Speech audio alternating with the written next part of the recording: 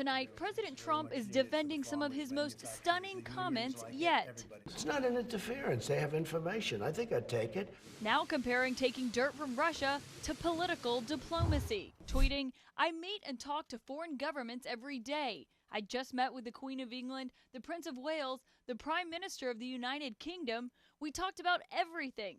Should I immediately call the FBI about these calls and meetings? How ridiculous." Trump is facing blistering criticism after he dismissed the idea of alerting the FBI if a foreign government offered dirt on an opponent. I don't think in my whole life I've ever called the FBI. He claimed it's common practice for members of Congress. You go and talk honestly to congressmen. They all do it. They always have. But lawmakers, some Republican, are pushing back on his claim that it's routine. I ran for president twice. I ran for governor once. I ran for Senate twice. I've never had any attempt made by a foreign government to contact me or a member of my staff, and had that occurred, I would have contacted the FBI immediately. The president's allies are struggling to defend his remarks. I think it's a mistake. I think it's a mistake of law. While others are trying to turn the tables on House Speaker Pelosi and Democrats.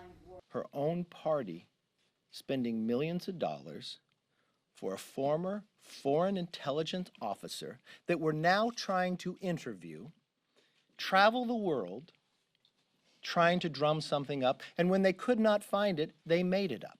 That research, compiled by a former British spy, warned of possible Russian infiltration to meddle in the election through the Trump campaign, something the U.S. government was actively looking into. The dossier's claims did not all prove to be true. Democrats say it's clear Trump hasn't learned his lesson from 2016 and an investigation that has loomed over his presidency. Everybody in the country should be totally appalled by what the president said last night. But for now, House Speaker Nancy Pelosi is holding the line on impeachment. What we want to do is have a methodical approach to the path that we are on. And tonight, a government watchdog is recommending that the president fire Kellyanne Conway after she repeatedly violated the Hatch Act, which bars federal employees from making political statements.